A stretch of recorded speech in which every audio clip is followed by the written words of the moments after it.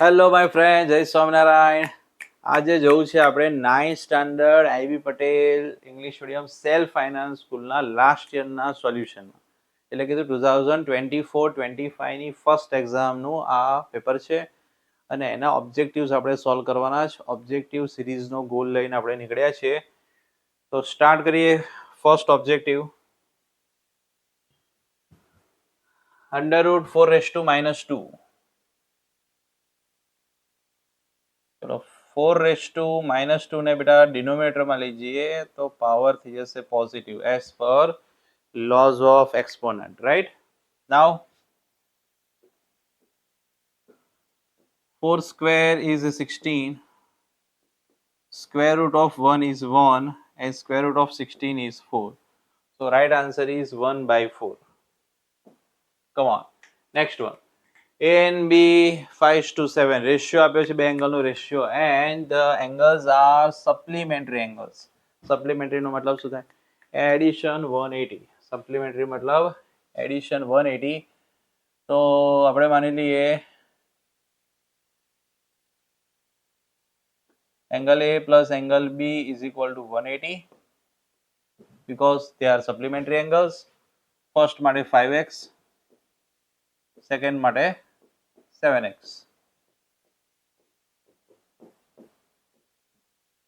5x 7x 12x is equal to 180.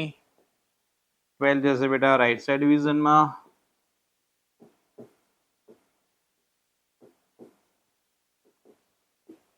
6 into 3 into 10,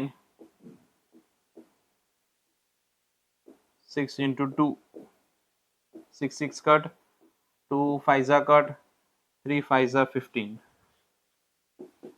X is equal to 15. Now we want to find the value of angle A, and we assume that angle A is equal to 5x.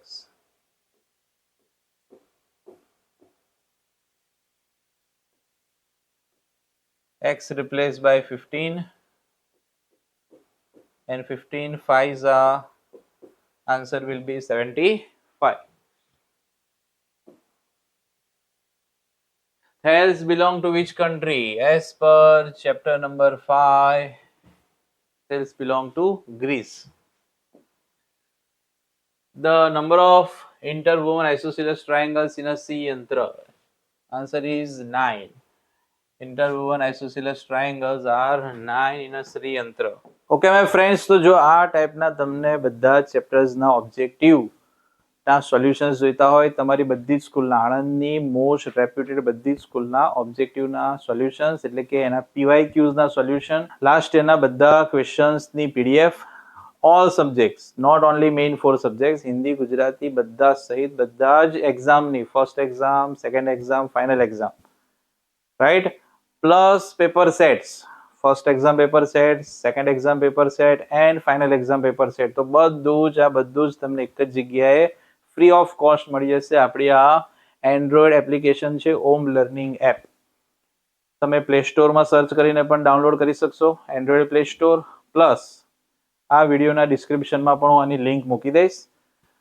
તો તમે download કરશો અને જેવું open કરશો એટલે આવો કંઈક એનો યુઝર ઇન્ટરફેસ હશે. એમાં ફ્રી મટીરિયલમાં જઈને તમે મેં વાત કરીએ બધી જ PDFs તમે જોઈ શકશો.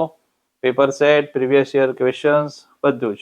આ previous year question 2024-25 as per standard 8, standard 9, standard 10, એમાં પણ તમે અંદર રિસ્પેક્ટિવ સ્ટાન્ડર્ડમાં જશો તો first exam, second exam, last exam બધાના પેપર્સ તમને એક જ જગ્યાએથી મળી જશે.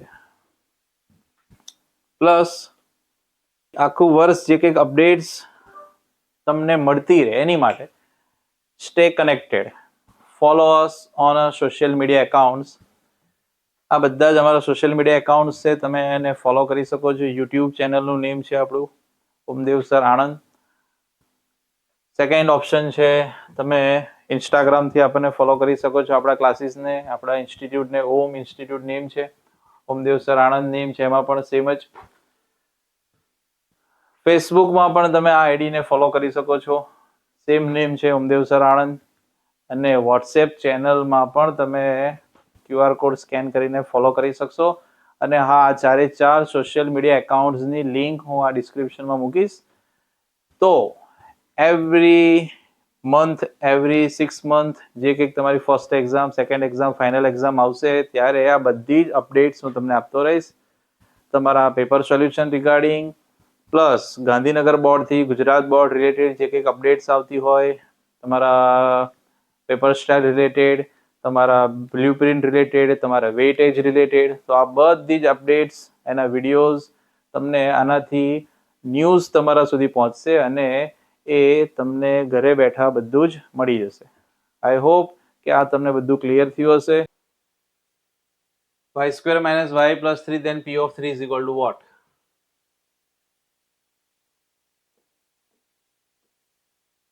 P of y is equal to y square minus y plus 3, and we want to find p of 3.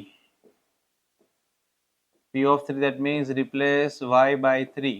So 3 square minus 3 plus 3. A plus 3 minus 3 તો 0 થઈ જવાનું.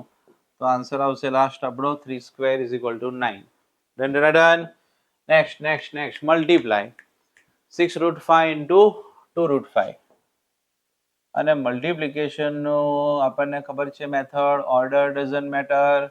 ઓકે, ના કોઈને કહેવાનું નહીં, order doesn't matter. That means જે normal number છે બેટા એને હું લઈ લઉં આગળ, અને √5 ને પાછળ રાખીએ. આવું પોસિબલ છે? હા બી પોસિબલ છે. હમણાં તો કીધું યાર, કેટલી વાર કહું, ઓર્ડર ડઝન્ટ મેટર.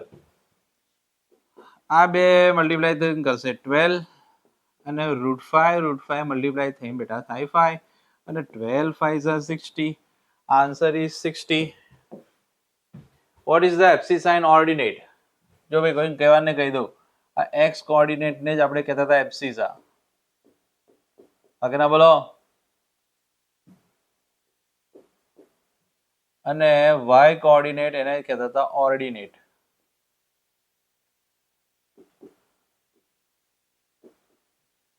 તો એબ્સિસા થઈ જશે -3 and ordinate is 7. How many solutions does 3x minus y is equal to 4 have? It's a linear equation in two variable. શું છે આ? Linear equation in two variables, and it has infinite solutions. ભાઈ આપણે ગુજરી જઈએ પણ solutions પૂરા ના થાય. સમજી ગયા? આખી જિંદગી ચાલ્યા કરે તોય પૂરા ના થાય. It's a linear equation in two variable, chapter 4, અને એમાં આપણે નોટમાં જ લખીએ છીએ it has infinite solution. x plus 3x plus 2 is equal to 0 in the form of ax plus by plus c. ax plus by plus c. તો ભાઈ જે ટર્મ ના હોય એની બદલે આપણે 0 લખી શકીએ. y વાળું ટર્મ નથી તો મેં શું લખી દીધું? 0y, and plus 2 is equal to 0. તો જો આ થઈ ગઈ format, ax plus by plus c equal to 0. તમે કહેશો સર 0y આપણા ઘરનું એડ કરાય? એટલે કરાય. તો 0 multiply something 0. ઓકે ના? તો મેઇન ક્વેશ્ચનમાં તો આનાથી કોઈ ડિફરન્સ આવવાનો જ નથી. આપણે તો જસ્ટ ખાલી ફોર્મેટ સેટ કરી. 3x is equal to -4 as an equation in a two variable. આને ભાઈ ટુ વેરિયેબલના ફોર્મમાં લખો તો હમણાં કર્યું એવું જ કરવાનું છે. 3x is equal to -4 છે, એને આપણે ax plus by plus c ફોર્મમાં લાવી દઈએ તો ax તો છે જ, y વાળું ટર્મ નથી તો 0y, અને -4 ને લેફ્ટ સાઈડ લાવું તો +4 થઈ ગયું. આ ax plus by plus c, that means equation in a two variable format. Define perpendicular lines. તો બોલી જાઉં છું. If angle between two lines is 90 degree, if angle between two intersecting lines is 90 degree, then that lines are known as perpendicular lines. चलो simple and sober, आगे बढ़ते हैं. Every whole number is a natural number. No. Types of નંબરમાં પહેલું જ આવે બેટા natural. All natural numbers are included in whole number.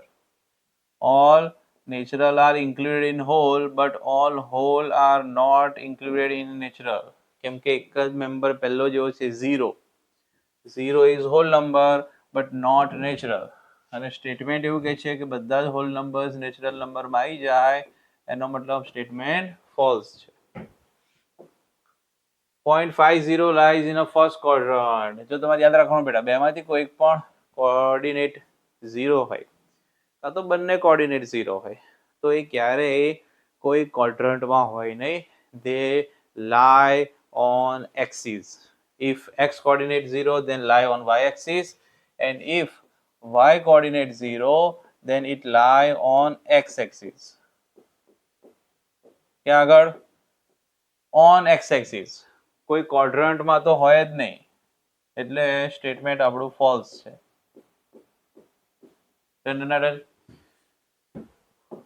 Next, a plane has a one dimension. No, plane has two dimensions, length and breadth.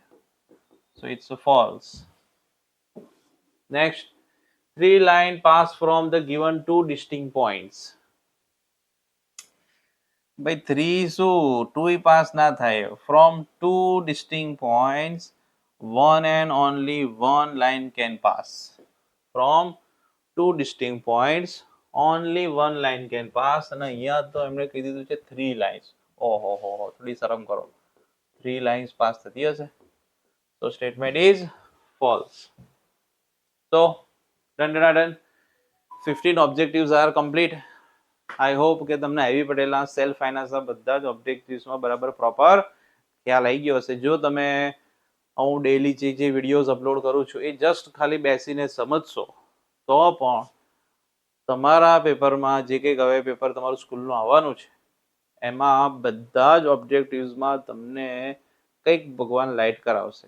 કેમ કે એના related જે 5-6 સ્કૂલના પેપર આપણે સોલ્વ કરવાના છે એમાં એના જેવો ને જેવો એક્ઝેક્ટ સેમ 100% સેમ કાં તો એના જેવો સિમિલર આવ્યો હશે ને આવ્યો હશે. સમજી ગયા? ઓબ્જેક્ટિવ એટલે બેટા દરિયો છે આખો. તમે 100, 200, 500, 1000 કેટલા પણ ઓબ્જેક્ટિવ કરી લો, પણ જો એમાંથી કન્ક્લુઝન કંઈ નહીં સમજો, પેટર્ન નહીં સમજો ઓબ્જેક્ટિવ્સની, તો કોઈ મિનિંગ છે નહીં. સમજી ગયા? એટલે જે પણ કોઈ સ્કૂલના ઓબ્જેક્ટિવ્સ તમે સોલ્વ કરો એમાંથી પેટર્ન ફાઇન્ડ કરો કે આ પેટર્નના ઓબ્જેક્ટિવ આ ચેપ્ટરમાંથી આવે છે, આમાંથી આવે છે, આમાંથી આવે છે. ડન. તો મળીએ નેક્સ્ટ સ્કૂલના પેપરના સોલ્યુશનમાં. આવજો. જય સ્વામિનારાયણ.